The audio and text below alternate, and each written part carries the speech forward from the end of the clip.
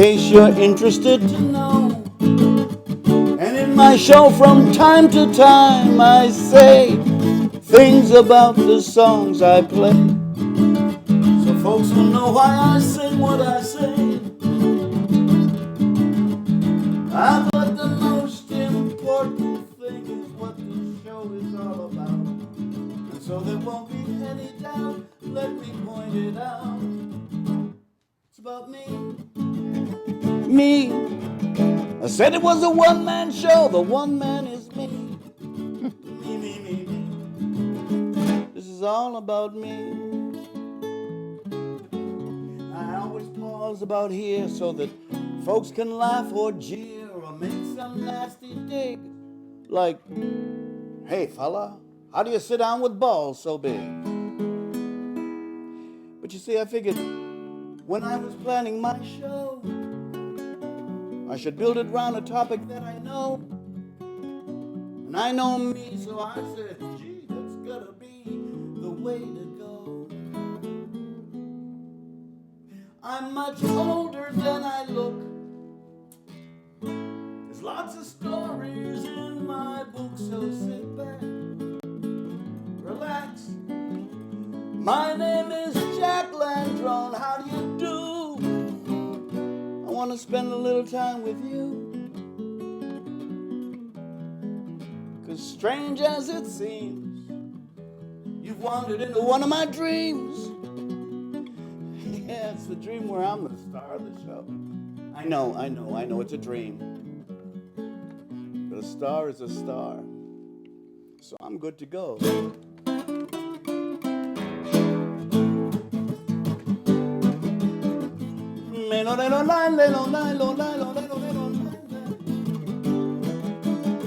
Here I come another day in my one-man passion play. It's lots of work, little pay, but it's so good. I'm doing what I gotta do. It's also what I like to do, and that's what many people never do, although they should. Welcome to the night after nightly curbside cotillion of the doorway debutantes. You're bound to feel something if you come at least once, so come and feel something. Do you know what you want? Hey, do you know what you want?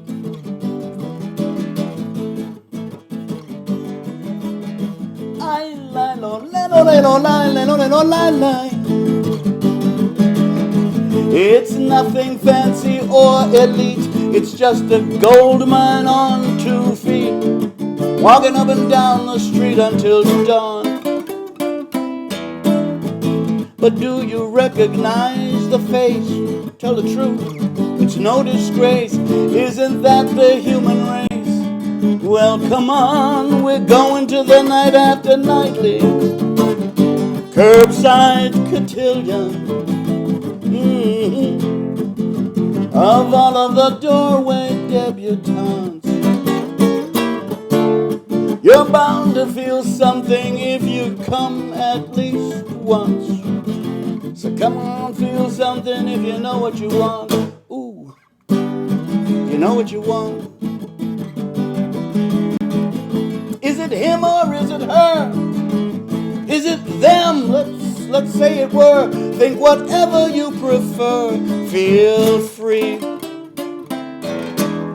It's retail, love and romance, shivering in hot pants. It's Bojangles in a death dance. It's me at the night after nightly curbside cotillion of all of the doorway debutantes. You're bound to feel something if you come at least once, so come feel something if you know what you want. Do you know what you want? Like I said, my name is Jack Landrón. When I sing this song, I usually pause right here to say hello to everybody, and that I'm glad glad to be singing because this is something that I like to do.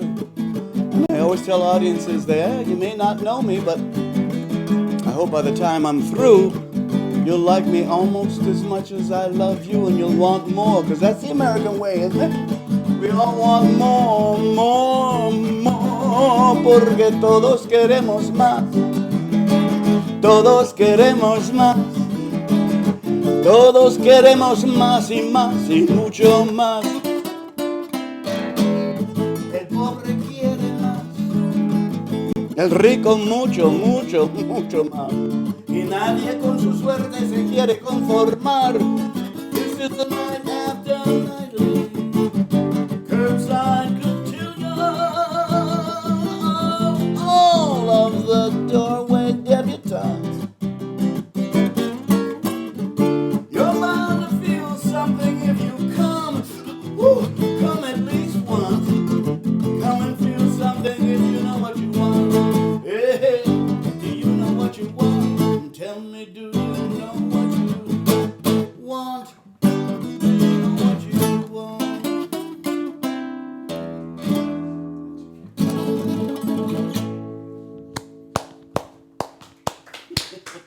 Oh, that's where I am.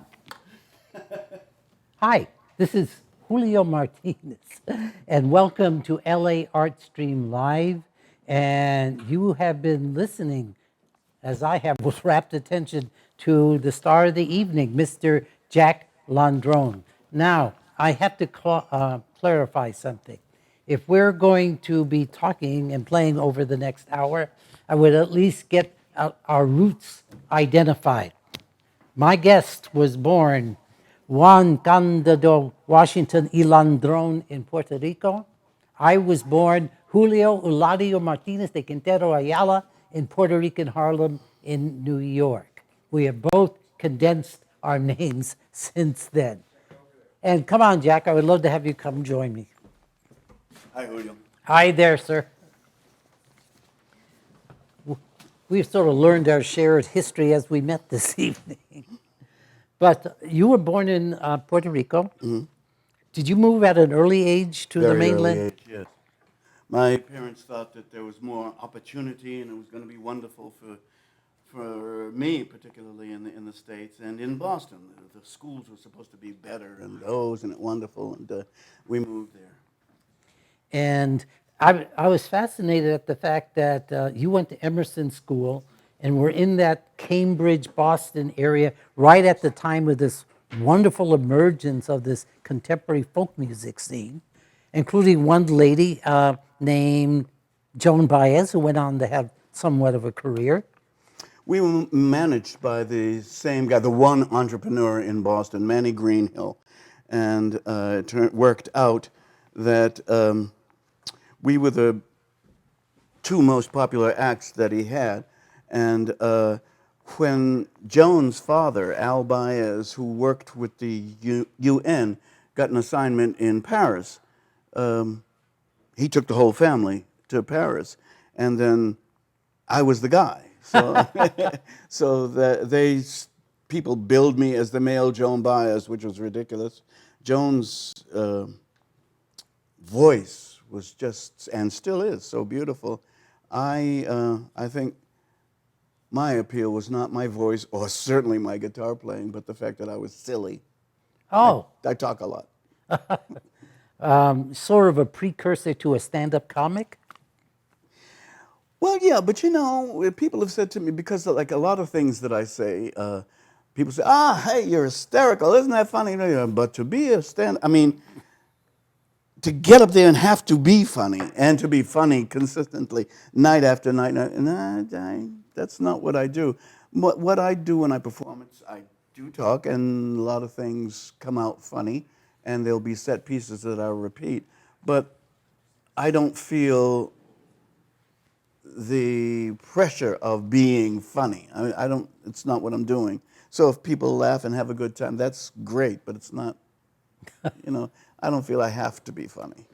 Well, back then in the early to mid '60s, you seemed to be working a lot.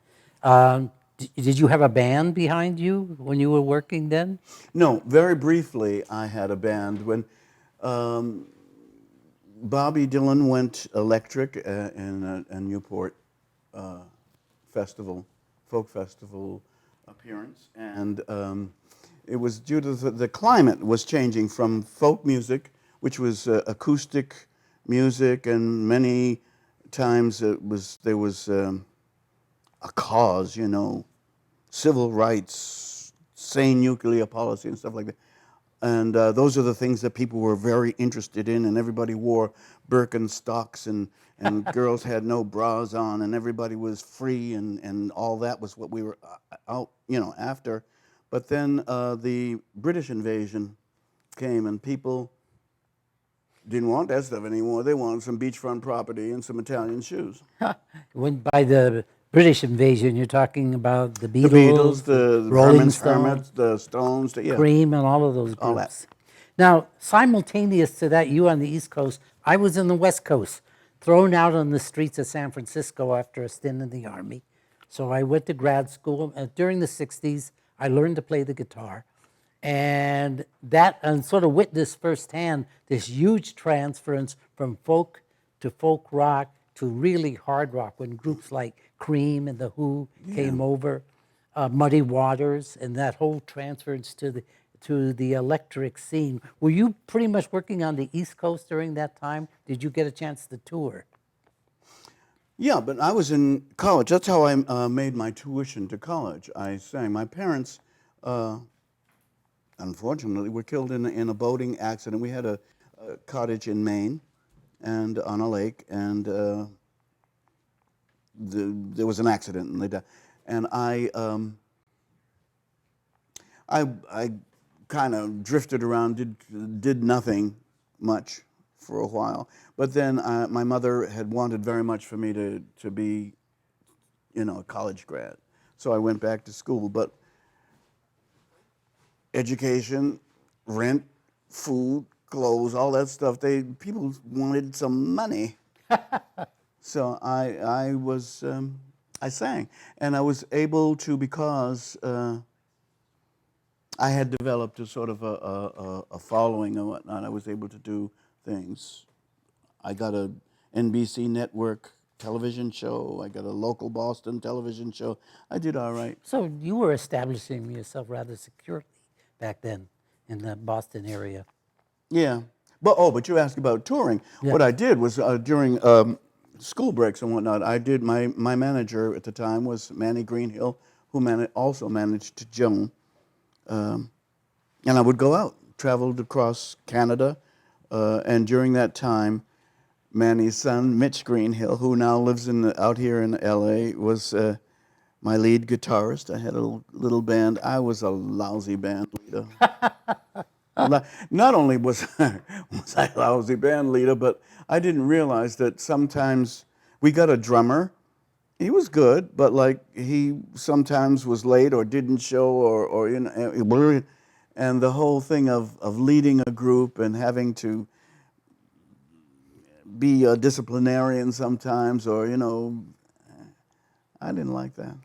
You were around in a very interesting time, though. You interacted with Joan Baez. You even taught her a song, didn't you? I did. I had a big Roxbury, Massachusetts, Roxbury. It's a section of Boston where there was, when the glacier a million years ago rolled down the East Coast, it formed what was called pudding stone, many rocks all together, and it's a very distinctive looking thing, and a lot of these rocks were all over Roxbury. And I had a pudding stone house in Roxbury, and musicians would stay there. One of them was Phil Oakes, and he was a songwriter, driven by an inner competition with Bobby Dylan. And he was always writing songs. One of them he wrote was called There But for Fortune. And I told you that when Joan's family had moved to Paris, I inherited her spot at the local mecca for folk music, Club 47. And when she came back, she came to see me. I was so excited. Oh, yeah, Joe, hey, how you doing? And we had never been friends. And she had one of the first cassette players I had ever seen. And she said, do you know something, anything that I should know? And what do you mean? Oh, any song? Yeah. I was flattered that she was asking me for a song. So I had this song that Phil had written, There But For Fortune. I always tailor stuff to myself. I was just singing a song where it's all about me. Actually, I do that. That's a good song. I could see that as an opening to a stand-up act, but that's cool. Well, it's something that I do, especially if songs are about, as Phil's song said, one of the verses was, show me the prison, show me the jail, show me the prison man whose face has gone pale. My face doesn't get pale. Oh, So I changed it to show me the prison, show me the jail, show me the prison whose life has gone stale. And that's the way I taught it to Joan. and that's other how little she changes. recorded it. That's how she He recorded it and had a hit in England anyway with that song played on the radio. There's I never another, heard from her. there's another song I was fascinated by. How did Bob Dylan end up doing Masters of War? Could you tell me the evolution of that? I used to like to do research on songs. I was serious about what I was doing with folk music. And looking for some material. I loved the Appalachian music of the Appalachian Mountains. And I found one of the more popular recording artists, Jean Ritchie, and she played a dulcimer, which is a very graceful, pretty instrument, tuned to a chord. And what they do is they bar it with a stick, just move, and that same chord goes higher, lower, whatnot. And Joni Mitchell made it popular on a couple of songs as well. Yes. Jean had it, it was tuned to a major chord, and she sang this song, Nottingham Town, in a minor chord against, in a minor key against a major chord accompaniment. And it was a common practice, and you know, the way the white folks sang in the Appalachian Mountains. I loved the song, but I just could not do it. And so, like, I changed the accompaniment to major, and because the lyrics were kind of spooky, I ride an old horse they call a gray mare, gray mane and gray tail, green stripe down his back, and not a hair on him that wasn't coal black. Oh, this is scary. So like I put this drone chord and made it an A minor, and the song was A minor, and it was very effective. And Bobby, when I would play the Gertie's Folk City in New York, he said, "Hey man, play that song." Yeah, man, play that. So I would play it.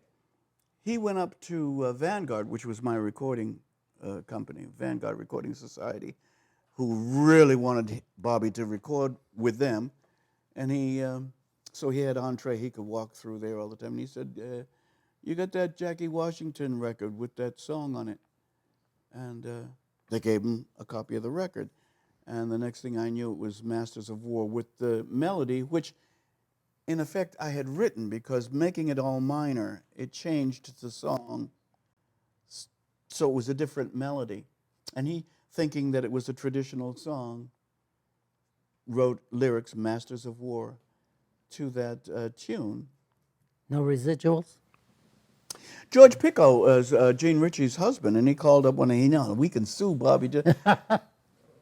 I didn't want to do that. You know, in school, my professor, Mr. Reynolds, taught us that plagiarism is when you steal somebody's material and you mess it up. You know, so I didn't feel that Bobby had messed it up. Plus, it was a different thing. I mean, I was, Pete Seeger was my idol, and the whole thing of sharing stuff and let's sing together loud enough for them to hear it in Washington and Moscow, and we were all together. So I didn't want to sue Bobby. Plus, if I was going to sue Bobby, what did I need Jean Ritchie for? I'd do it myself, and get all the money. But like George said, well, we'll pay for everything. I still didn't want to do it, so I never did. I have heard that song was written, or the melody was written by many people. I've read books and whatnot, but the truth is, I wrote that. Yeah. You mentioned something else in the process. You call yourself Jackie Washington. That was the name you were going by then, professionally. Yes. And there are two things when I read your history. Thank you, Wikipedia. But when I read your extended history, two things jumped out at me. We had a shared history on two events, one nice, one terrible. You were kind of manhandled by the Boston police back in 1962. Yeah. You were stopped, and during the course of inhuman events, you committed assault on a police officer, which gave them perfect leave just to beat the hell out of you. Actually, I committed no assault on I anybody. know you didn't. No, I was just, I went to Emerson College, didn't have buildings. Now it does, and it has a wonderful building here on is it Sunset Boulevard? Or Yes. Sunset Boulevard. You're going to an I'm event going there. tomorrow to an event there. Yeah, the school was housed in brownstones in downtown Boston. Oh, lovely. Or Back Bay, Boston. And they had dorms there that, or other brownstone buildings that the girls' dorm was there. And I dated a girl that lived in one of the dorms on Commonwealth Avenue. And that whole area was Boston Brahmin section. And nobody that looked like me lived there. Or hung around there. And after a date, I'm walking up Commonwealth Avenue. Car stops. The police want to know what I was doing there, and going home. And one thing led to another. They talked to me, and I said, "What is the problem?" Well, that was uppity. You don't question me. I'm the police. So I ended up with a broken nose and a sprained ankle and whatnot. But because I performed and was popular with a certain segment of the Boston citizenry, the American Civil Liberties Union said, "Hey, we'll represent you in court," and they did. Once again, after winning the case, I was not sent to jail. I was not guilty of assaulting anyone. Was I going to file a civil suit? I just wanted to be done with it. I didn't like the whole business of, I don't know. Being from Puerto Rico, I mean, racial attitudes and things have always been part of American life and everything. But somehow, I was very stupid about it. I mean, there's never been any question about my being black, but my mother used to call me El Negrito. It was a little black one. It was a term of endearment, and being in a situation where being un negro wasn't a cool thing to be I never was. I was confused about it, So like a lot of people, a lot of my friends who were Cocolo, African Americans knew you don't say nothing to when the police stop you. You say yeah, don't. But like me, I'm bam. Well, my story is actually more stupid. I'm on the campus of Berkeley, and I'm performing with a Commedia dell'arte troupe called the San Francisco Mime Troupe. And we're doing, on the steps of Sproul Hall, a spoof of the history of the black man in America done as a minstrel show. Uh-oh. And in the midst of doing it, the police came to stop me and us from performing, and the policeman grabbed my arm, and I did this. I pulled out. That's assault on a police officer. You cannot pull away. And I was beaten senseless. Oh, really? Oh, yeah. And 2 weeks later, UC Berkeley invited me to leave the campus. So that ended my grad school career. So you never taken to court or anything like that? Oh, I served 55 days in the Alameda County Jail. Oh, my police beatdown was better than yours. Yes. Now, the other bit of parallelism I thought was very interesting. You seem to have a very liberal political bent back then, and you worked with the Eugene McCarthy presidential campaign back in '68. Yeah, I couldn't really say that I worked with the campaign. What happened was he came to Boston, and as I said, I was popular in that little pond, and they had a rally at Fenway Park, and I was the master of ceremonies, and went out there and plunked my little guitar and said, "Welcome to a whole baseball field full of people, stadium full of people," and there were various performers who came to uh, be supportive of Eugene McCarthy. Leonard Bernstein, Roberta Flack, Mississippi Jerry Ricks was a local Philadelphia folk musician, and quite a few others. And it was a big deal. Well, my Eugene McCarthy story was I was working with an improv group called The Committee back then in '68, and we had two theaters. We turned one of the theaters into Eugene's. Now, Eugene nightclubs were all over the country. They were fundraising facilities for the Eugene McCarthy campaign. And the person who was running the event said, Eugene McCarthy's daughter is going to be in Palo Alto at a fundraiser. Would you be the orchestra for her? And I said, just me on the guitar. And they said, just play background music so it's a nice. So that's what I did. I went to this event in Palo Alto and played musical wallpaper while Eugene McCarthy's daughter went out and grabbed as much money as she could. What do you mean? You just played money and she went around and took Yes. No, it was a very sophisticated cocktail Was party. she scantily clad? I mean, that doesn't sound like much of an act. Well, No, as I was playing, I'm playing Girl from Ipanema, The Shadow of Your well, Smile. she was accompanying you. Yeah, so she went around and smiled at the folks, and they would hand her checks. I didn't get a dime. Well, good billing either. No, as a matter of fact, I had a glass of white wine that someone took before I finished it. But anyway, that was our shared Eugene McCarthy story. And it's very interesting how we launch ourselves now into the 1970s, and you became an actor. Yeah, well, I didn't so much become an actor. I mean, I came out of the womb going step, touch, step, touch, step. I've always, and I became a musician to pay. I mean, it was being a musician or singer was my survival job. What I studied at Emerson was theater because when I announced to my parents that I wanted to be in the theater, what they wanted very much for me was to go to college. And Emerson College was a school that offered, it was an accredited college, but it offered a Bachelor of Arts in Theater Arts. So that was the school that I went to. When I graduated college, I went to New York to seek my fame and fortune, and was an actor. I worked at the Puerto Rican Traveling Theater, the Negro Ensemble, the Caribbean American Repertory Theater, and I went around the country to regional theaters, which dried up when the Reagan administration. No more supporting that arts nonsense. Nah. Yes. Yeah.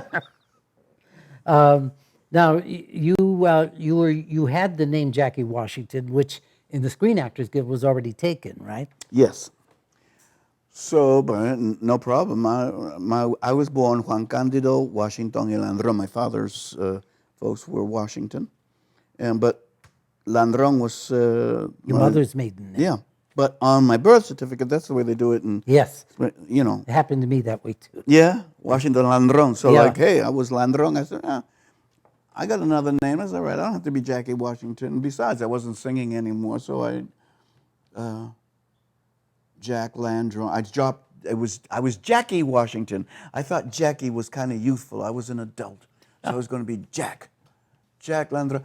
Now, in this age where we have computers and stuff, Wikipedia and all that sort of stuff, you can't lose your past. So like, I've been thudding into Jackie Washington all the time these days. Yeah. Then you worked in New York. You traveled. I was surprised, but happy to hear you're in the Screen Actors Guild board in New York. Screen Actors I was Guild? on the board of directors for about 15 years, yeah. And one of the big things that I was interested in and tried to, that I worked for was the merger of the Screen Actors Guild, SAG. I was on the board of directors of SAG. And AFTRA, American Federations That of was a long Television and time Radio. coming. Yeah. And trying to get them together. Well, when hoping not to offend anybody, but of course I'm going to. When people, many times people that are on the boards of organizations like unions, whatnot, that's something that that's an importance that they have, especially if they aren't doing that much in their acting career. So there was a resistance for merging the two unions. But the trouble is that with two unions, like the person who demands the less pay is the one that gets the contract, So that these acting unions, especially in the area of television, we were in competition with each other. Right. Finally, we have merged, and it is SAG-AFTRA, and that's wonderful. And at that time, I resigned the board, left New York, and came to Los Angeles. I put everything in a Penske truck and drove across the country. I always tell people, I will never do that again. If I never see another amber wave of grain, I'm cool. It is the biggest, I was just driving from nothing out there. I hated it. We took a Trailways bus from Manhattan to downtown Los Angeles. Babies crying in it? Oh, sure. Yeah, that's right. Also, it was World War II when we came. I came at a much earlier age, and there were tanks out there. We were going through fields where they were doing maneuvers, and there's the Trailway bus just moving along. Really? Yeah, 1943.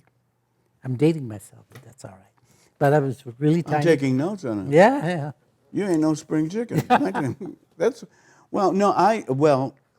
I took obviously a different route because my daughter, by that time I had 2 children, and my older girl came out with me, and she wanted to go to the Grand Canyon. So that was the deal we made. Okay, yeah. So got a GPS and we got to the Grand Canyon. Have you been to the Grand Canyon? Once. It's so big. That It's big. frightened me to death. A big ass thing. And there was this. My daughter, was sitting on the edge communing with the Indians. I don't know what she was doing, looking off into space. And I was sitting back because it scared me. But over to my left, there was a group of Japanese tourists. Every one of them had a camera on, and they were dancing on the edge of the thing. Finally, I had to get up and go over there and say, "Which one of y'all speak English?" And the guy, "Oh, yes, speak it." I said, "You got to get away from the edge here because you ain't going to fall down here and ruin my trip." So it was awful. It's huge, beautiful, beautiful, but just big emptiness. So you land in Tinseltown, and immediately you become a series regular on an NBC network show. No, that never happened. No, I would NBC. No, I did that from Boston. So it was after college. The singing thing was sort of drying up. I told you that the music tastes were changing, Oh, sure. and besides, I wanted to be an actor, and I got a job with NBC doing The First Look, it was called. It was a children's show, and the show was The First Look, and maybe something that you've seen all the time, boys and girls, but you've never really looked at. Today we're going to look at weather, and we'd sing the little weather song and do the little weather dance, and it was very cutesy. And it was on NBC Network for 26 weeks, and when right down the hall, a show called I Spy, starring Robert Culp and Bill Cosby, was taping.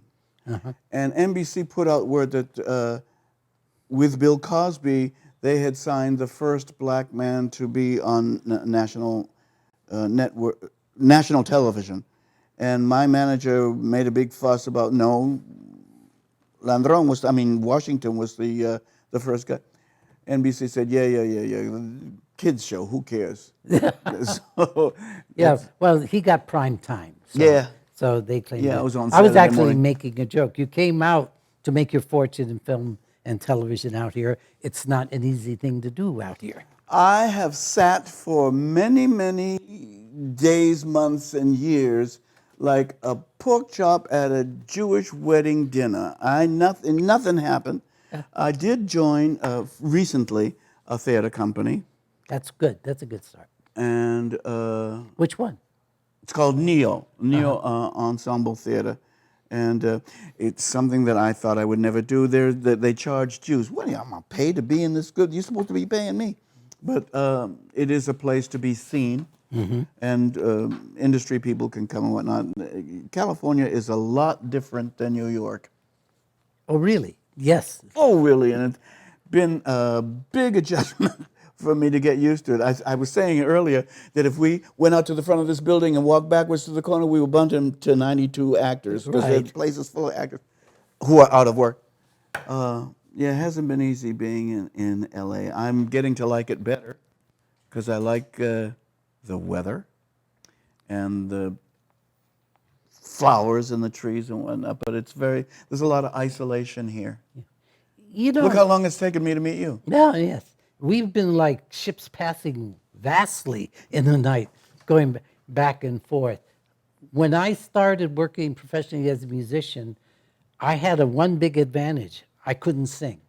That was a big advantage for me. So I had no ego about singing. I was very happy to work with singers who got paid, and subsequently I got paid. And during that, I've toured the world about 4 times. I did the whole Playboy Club circuit, working with Al Jarreau, watching Buddy Tales go by. We did we did a lot of concerts opening for Three Dog Night, Steppenwolf, and all over. But you said you played a gut string guitar, a classical I know. guitar. I play an amplified classical guitar because I play with my fingers, and I play like a pianist plays, chord style. So I found the nylon string guitar, just like you, a perfect accompanying instrument for a singer, just as long as the singer wasn't me. Yeah. But I fell into this weird thing. A singer came up, wanted to sit in with me. I said, fine. So we started working together. That was Al Jarreau. And I thought, oh, all singers sing like Al Jarreau. You know, I found out later. You hadn't been an accompanist before that? No, that was the first time I was ever an accompanist. And I learned to be his accompanist, and it was great fun. It's tremendous fun right up to the time I found out I could never earn a good living at all without constantly traveling. And I didn't want to do that anymore. I have children. They still know what I look like because I'm home a lot. That's when I segued into journalism. I get to interview nice and interesting folk who have to go out and earn their living as artists. And speaking of that, I'm very happy to see that you are playing in a club again. Yeah, because nothing was happening as an actor, I got involved with a guy named Lee Beck, who has the Public Works Improvisational Theater. Oh, sure. You know? Yes, yes. And he presents programs, one of which was called Story File, where people get up and tell stories or sing stories, which I do. Where I also met a guy named Mark Walsh, who does videos and whatnot. He did a wonderful video of mine. I found that I liked performing, and I used to do it in college, as we've discussed. So I started singing, and Rosa Maria Marquez, who runs the Rock Rose Gallery, it's an art gallery in Highland Park,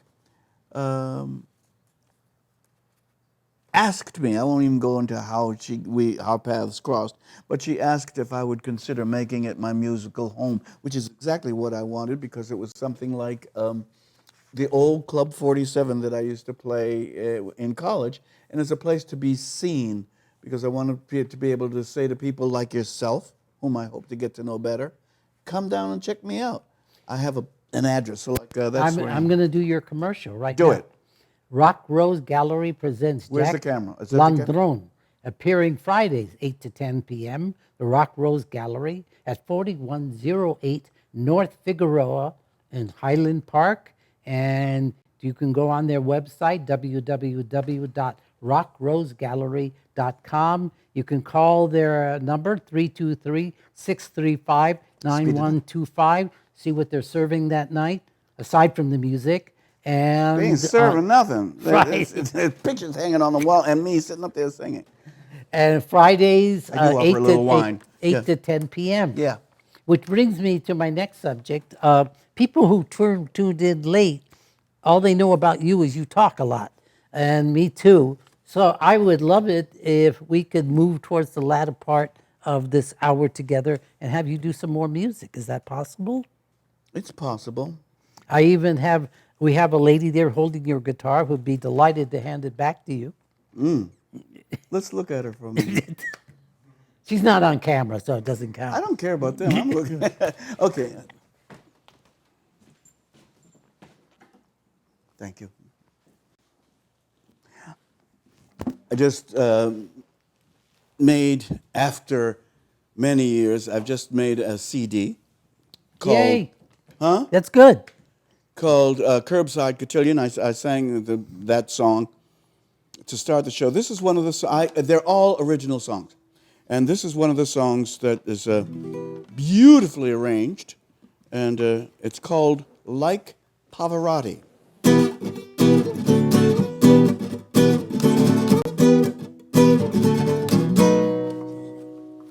Age is just a state of mind until it kills you. Getting old is all in your head until you fall down dead. So make the music of your life a song that really thrills you, and sing it loud and hearty like Pavarotti. They say our life is short, I'd say it's very. And if worrying about it made it longer, I'd say, yeah, go ahead, worry. Life is a one-shot deal. You can't borrow, beg, or steal. Enjoy it slowly, no need to hurry. One day it's spring, and you're running around sowing wild oats.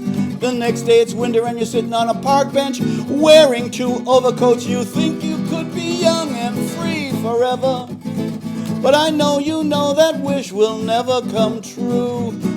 Although you've watched those wrinkles forming right before your eyes, when they take you to the old folks' home, it's gonna come as a surprise. Hey, hey, hey, na na na na, na na na, oh na na na.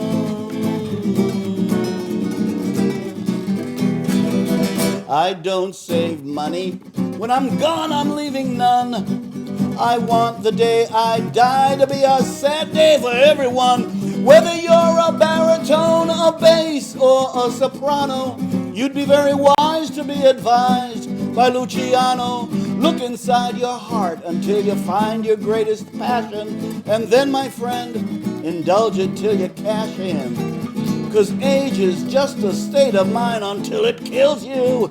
Getting old is all in your head until you fall down dead. So make the music of your life a song that thrills you, and sing it loud. Don't stop until the day you drop.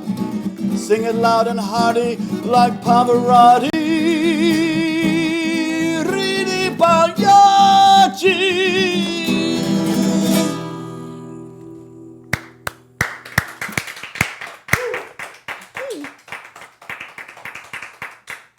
Thank you so much. Am I supposed to stay over here? Yes, sing one more.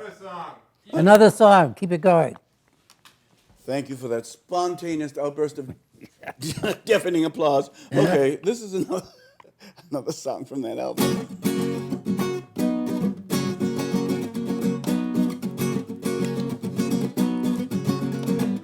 You gotta laugh a little every day to keep the shadows away. Make a plan to smile when you can, you'll live longer that way. It's true, so what we ought to do is help good humor spread. 'Cause the longer we live, the shorter we'll be dead. Life isn't carefree, trouble's waiting in the wings. It overtakes us every now and then, you never know when. It's one of those things, but laughter can always pick up the pace.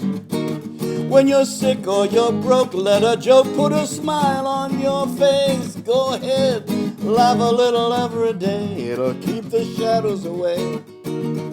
Make a plan to smile when you can, you'll live longer that way. You know the bubbles never last in the best of champagne. In time, it loses the fizz, that's how it is. No use to complain. Frowning makes wrinkles, which make you look old. And looking old before your time's a crime. Don't say you weren't told, come on now. Laugh a little every day, it'll keep the shadows away. Make a plan to smile when you can, you'll live longer that way. Whoa, ho, ho! Na na na na da da da, la da da da da da, la da da da. Birthing is hard, dying is mean, so like the poet said, get yourself a little loving in between. We won't live forever, we'll all pass away.